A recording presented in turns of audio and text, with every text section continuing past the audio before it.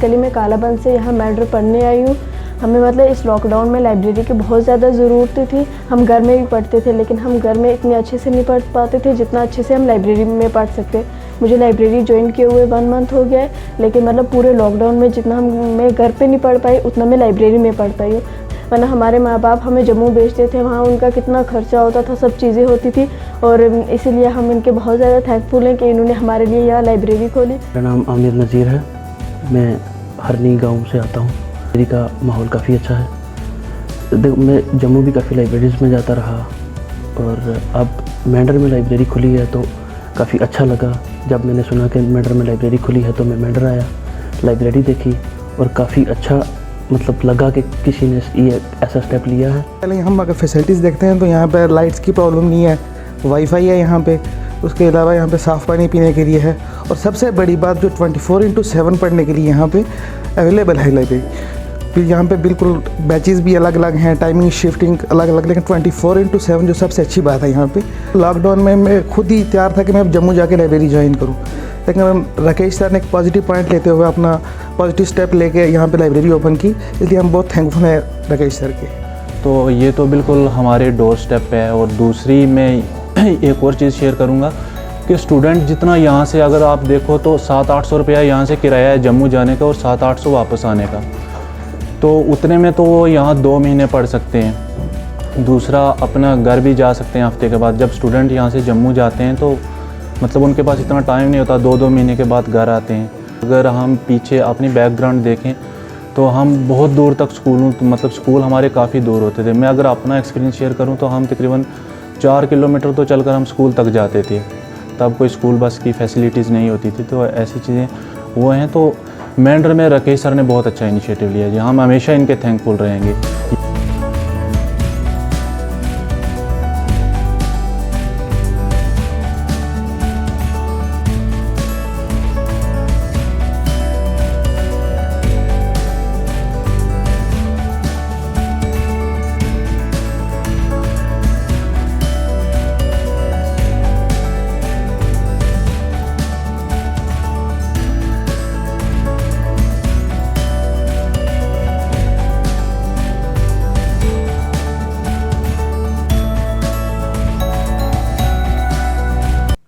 आदाब, आप एक बार सब जुड़ चुके हैं मेंढर न्यूज़ डायरी के साथ, और मैं हूं आपके साथ राही कपूर। कोरोना वायरस की अगर बात करें, कोविड-19 में अगर सबसे बड़ा नुकसान अगर हुआ है तो वो हमारे छात्रों को हुआ है, यानी स्टूडेंट्स को। स्टूडेंट्स ने काफ़ी कुछ फेस किया है, क्योंकि आपने देखा होगा कि जहां पर कोरोना से आम जिंदगी जो है वो बिल्कुल प्रभावित हो चुकी थी, और इसी बीच जो हमारी युवा पीढ़ी है या हमारे जो छात्र हैं, स्टूडेंट्स हैं, उनको भी बहुत जो है वो परेशानियों का सामना करना पड़ा। एक तो वो अपनी स्टडी से दूर हो चुके थे, और कुछ ऐसी मुश्किलात जो है वो उनके सामने, कुछ चैलेंजेस थे जिस वजह से वो लोग नहीं पढ़ पाए।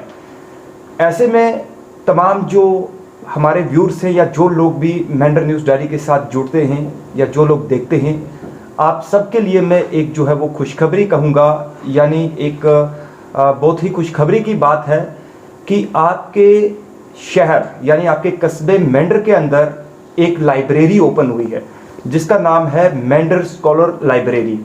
ये कहाँ पर है ये भी हम आपको बताएंगे, लेकिन ये रिपोर्ट आपके सामने आज लाने का एक ही मकसद है कि जो लोग यहाँ से जम्मू की तरफ अपना रुख करते थे, जो छात्र या जो लोग जाना चाहते थे, मतलब जम्मू की ओर जाते थे, या कुछ की फैमिलीज अपने बच्चों की स्टडी के लिए, उनको पढ़ाने के लिए यहाँ से जम्मू भेजते थे, उसके पीछे का क्या रीज़न रहता था? सिर्फ लाइब्रेरी ज्वाइन करने के लिए यहाँ से बच्चों को जम्मू जाना पड़ता था, और वहाँ पर आपको पता है जम्मू जाना आसान नहीं है।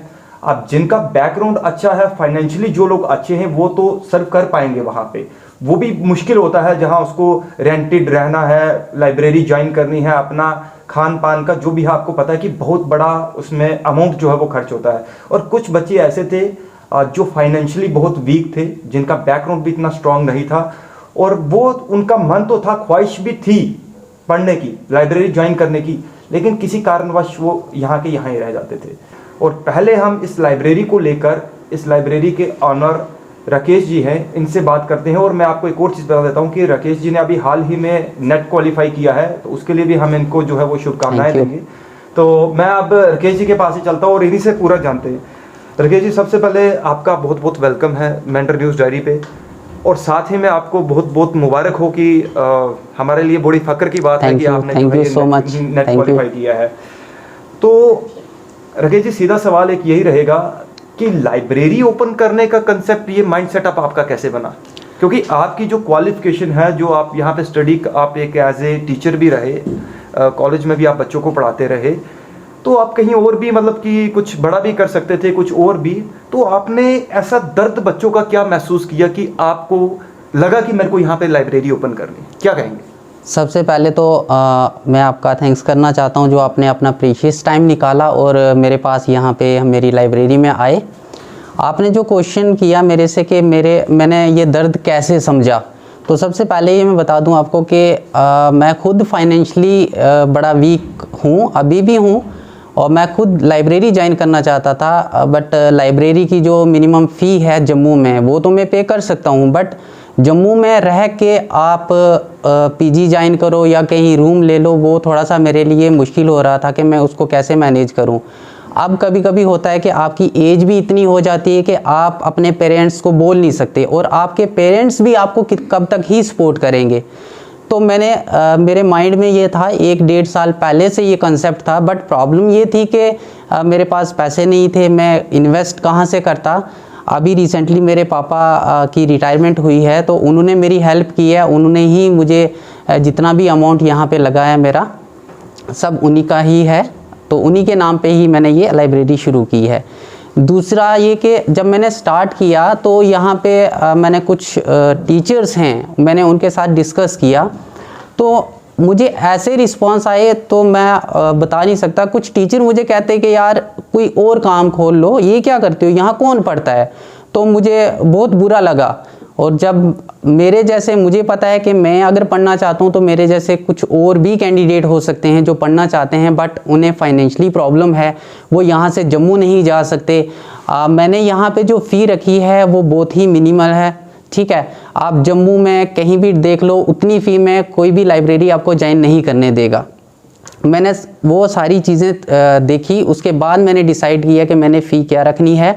और मैंने इवन के आपको बता दूं, यहाँ पे अगर कोई जेन्युइन केस होगा जिसके पास जो फाइनेंशियली वीक है, पेरेंट्स कुछ नहीं करते, तो ऑफर नहीं कर पाते, तो उनके लिए मेरी तरफ से वो फ्री होगा। अगर कोई ऐसा बच्चा है जिसके घर में कोई भी सोर्स ऑफ इनकम नहीं है, तो मैं उसे डिजर्विंग होना चाहिए, हाँ डिजर्विंग होना चाहिए, मैं उसे यहाँ सैलरी भी दूंगा, वो मेरी लाइब्रेरी में बैठे पढ़े भी, और मैं उसको सैलरी भी दूंगा, वही मैनेज करे। मैंने ये सोच के रखा है। आपने ये जो इनिशिएटिव लिया इस लाइब्रेरी को खोलने का, तो किस तरीके का रिस्पांस मिल रहा है जो बच्चे आपके पास आ रहे हैं? पहले तो आपको गवर्नमेंट लाइब्रेरी का ये बताऊं कि जब मैंने ये स्टार्ट करने से पहले पूरे मेंढर में मैंने सर्च किया, मुझे लाइब्रेरी डॉक्यूमेंट्स पे है, कहीं ऑफिस है, कोई एक रूम है, लेकिन अभी तक मुझे वो नहीं मिला। तो अब मैं फिर भी अभी भी विज़िट करना चाहता हूँ। अगर कोई आपका वीडियो देख रहा है, कोई ऑफिसर है, मुझे कमेंट करे, बता दे कि कहाँ पे है, तो मैं विज़िट करना चाहता हूँ। मैं खुद उस लाइब्रेरी में जाके पढ़ना चाहता था, लेकिन मुझे लाइब्रेरी मिली ही नहीं, ठीक है। आपने ये सोचा कि क्यों ना लाइब्रेरी बच्चों के लिए यहाँ पर? हाँ बिल्कुल, मेरे पास और भी ऑप्शन थे। मैं कंप्यूटर टीचर हूँ, मैं यहाँ कंप्यूटर खोल के अगर मुझे पैसा ही कमाना होता तो मैं कंप्यूटर रख के 10, 12 या 15 कंप्यूटर रख के बच्चों को कंप्यूटर सिखा सकता था, वो मेरा सोर्स ऑफ इनकम भी आ जाता। बट मैं ये चाहता हूँ कि वो डिज़र्विंग कैंडिडेट्स जो मेरी तरह पढ़ना चाहते हैं और उन्हें वो इन्वॉल्वमेंट नहीं मिल रहा। सबसे बड़ी दिक्कत ये है मेंढर में, आपको बता दूं कि इलेक्ट्रिसिटी की, यहाँ 4-4 दिन तक लाइट नहीं आती, और वो उस प्रॉब्लम को ओवरकम करने के लिए मैंने क्या किया, मैंने सोलर पैनल लगाया है, सोलर इन्वर्टर लगाया है। अब एक बच्चा जो कैंडल की लाइट से पढ़ सकता है, ठीक है, स्ट्रीट लाइट के नीचे पढ़ सकता है, अगर उसको एक रूम के अंदर आप इलेक्ट्रिसिटी प्रोवाइड कर रहे हो तो वो क्यों नहीं पढ़ेगा। तो मेरा फर्स्ट फोकस ही रहा है इलेक्ट्रिसिटी पे, और इसलिए मैंने सोलर पैनल लगाया, सोलर इन्वर्टर लगाया, ताकि आपको सर्दी लग रही है तब भी आप पढ़ोगे, गर्मी लग रही है तब भी आप पढ़ोगे, बट अगर लाइट ही नहीं है तो फिर आप नहीं पढ़ सकते हैं अंधेरे में ना।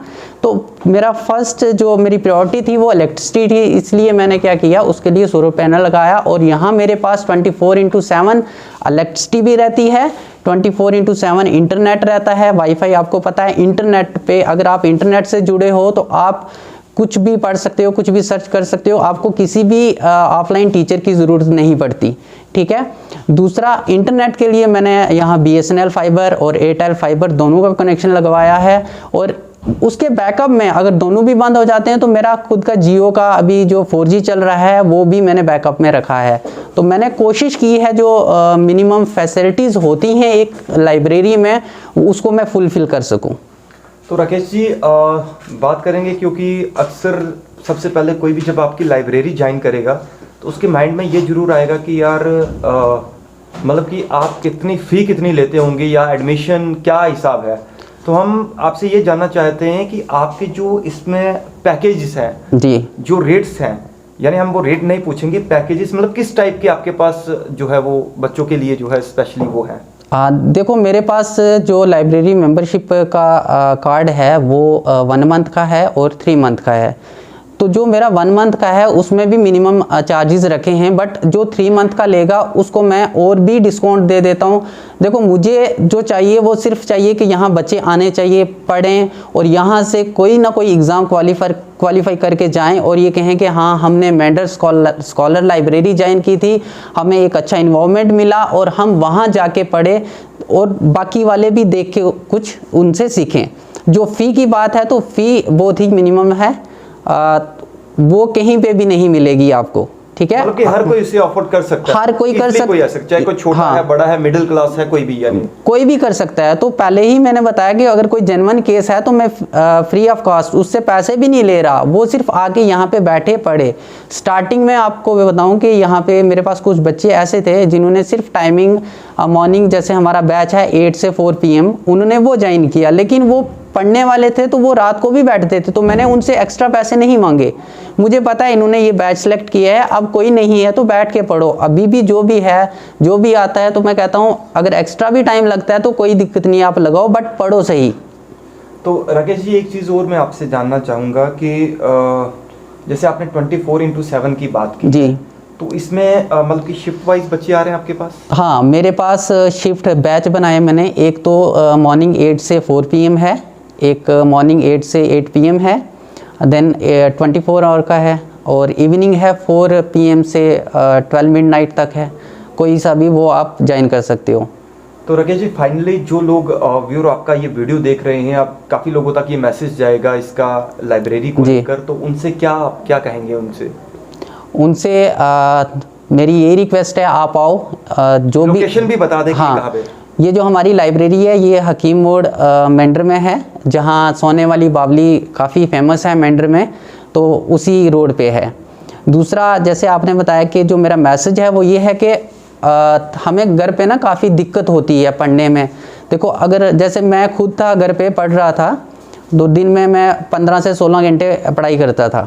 जैसे आपने स्टार्टिंग में मुझे कांग्रेट्स भी किया कि मेरा नेट क्वालिफाई हुआ है, तो मैं 15 से 16 घंटे जो पढ़ाई करता था। कभी कभी हमारे पेरेंट्स हैं वो हमें पढ़ता हुआ देख के ना कभी परेशान भी हो जाते हैं, सोचते हैं कि मेरा बच्चा इतना टाइम से पढ़ रहा है, इसका कुछ हो नहीं रहा है। तो हो सकता है कि वो आपको रूम के अंदर देख के बाहर जाके क्या पता वो रो रहे होंगे। या कभी कभी ऐसे भी होते हैं, कभी कुछ पेरेंट्स ऐसे होते हैं, कहते हैं यार चल ठीक है पढ़ ले, ये काम बाद में कर लेना, पहले ये आ बाहर आ, मेरी हेल्प कर, काम कर, तो फिर जाके ये करते रहना।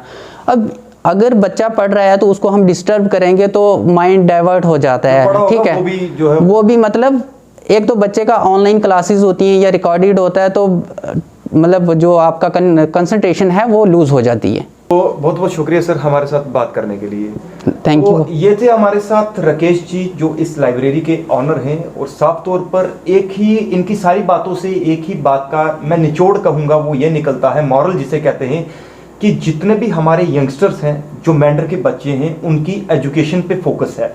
कि जैसे ये कह रहे हैं कि अगर मैंने नेट क्वालिफाई किया है या मैं किसी स्टेज पर पहुंचा हूं, तो मैं चाहता हूं कि हमारे जो यहाँ पर बच्चे हैं, क्योंकि आपने देखा होगा मेंढर से बहुत सारे आईएएस हैं, मेंढर में बहुत सारे केएस हैं, बहुत सारे जो है वो सिविल सर्विस में हैं, बेल्ट फोर्सेस में हैं, इंडियन आर्मी में हैं। तो अभी का जो ये जो समय है, ये जो टाइम है, ये काफ़ी चैलेंज भरा टाइम है और ऐसे में बड़ा मुश्किल होता है बच्चों को। जैसे दूर दराज के हमारे मेंढर के कई पहाड़ी एरिया है, बॉर्डर बेल्ट हैं, आपको पता है कि अगर यहाँ पे टोन में आने के लिए कितनी दिक्कतों का सामना करना पड़ता है और कई मजबूरी में बच्चे जो इंटरेस्टेड पढ़ना चाहते हैं उनको जम्मू भी जाना पड़ता है। लेकिन ये लाइब्रेरी खुलना काफ़ी कारगर साबित हो सकता है आपका जो भविष्य है फ्यूचर को लेकर। तो ये बहुत ही अच्छा इनिशिएटिव है राकेश जी का। तो फाइनली इनके जो नंबर्स हैं वो भी हम डिस्प्ले करेंगे, तो आप इनसे कांटेक्ट भी कर सकते हैं। लोकेशन इन्होंने बता दिया, जी बताएं। हाँ जी, एक जॉब रिक्वायरमेंट है मेरे पास। मुझे लाइब्रेरी के लिए एक कोई भी डिज़र्विंग कैंडिडेट चाहिए। ऐसे तो मैंने बहुत सारी कॉल्स रिसीव करी हैं कि आपके पास रिक्वायरमेंट है, हमें जॉब दे दो, बट मेरे पास रिक्वायरमेंट है, मैं दूंगा सिर्फ डिज़र्विंग कैंडिडेट को जिसके पास कोई भी सोर्स ऑफ इनकम नहीं है और वो पढ़ना चाहता है। वो मेरे से कांटेक्ट करे, मैं उसको यहाँ पे जॉब दूंगा और साथ में एक सीट भी दूंगा पढ़ने के लिए, और जो भी मेरे से हो पाएगा उसकी सैलरी भी दूंगा।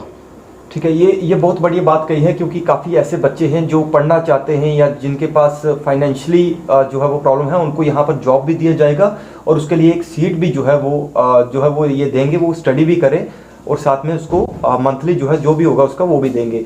और स्पेशली जब पैकेज की बात आती है, जब रेट्स की बात आती है, क्योंकि जो भी कोई ज्वाइन करेगा तो उसको सबसे पहले यही पूछना है कि भाई कितने पैसे लगेंगे। तो वो राकेश जी ने बताया कि बिल्कुल हमारे पास जेन्युइन रेट है। शायद मैं आपको ये बता देता हूँ कि जितना आप जम्मू में खर्चा करते उतना तो नहीं है, बट काफ़ी हद तक जो है यहाँ पे जेन्युइन जो है वो आपको उन रेट्स में जो है वो लाइब्रेरी ज्वाइन कर सकते हैं। कि आपको दिखाना था लाइब्रेरी के बारे में, क्योंकि मैं खुद जब मैं स्टडी कर रहा था या अभी भी मैं स्टडी कर रहा हूँ, लेकिन कई बार मेरे को भी लगता था कि काश अगर मेंढर में कोई अच्छी लाइब्रेरी होती तो हम भी अच्छे से पढ़ पाते।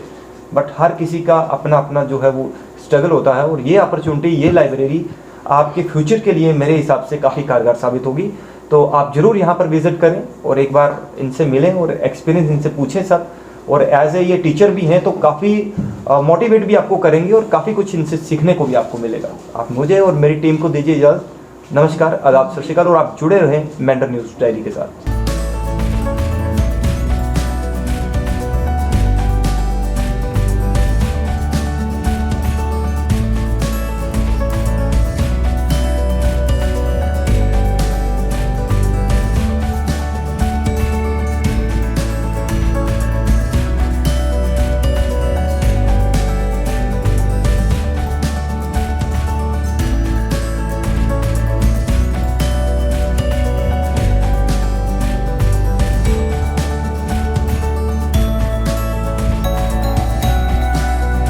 CBSE affiliated KLM international school Pathankot 1ली से 12वीं तक का दाखिला शुरू। जम्मू कश्मीर स्टूडेंट्स के लिए स्पेशल पैकेज का सुनहरी मौका। 9216504779 केएलएम इंटरनेशनल स्कूल पठानकोट।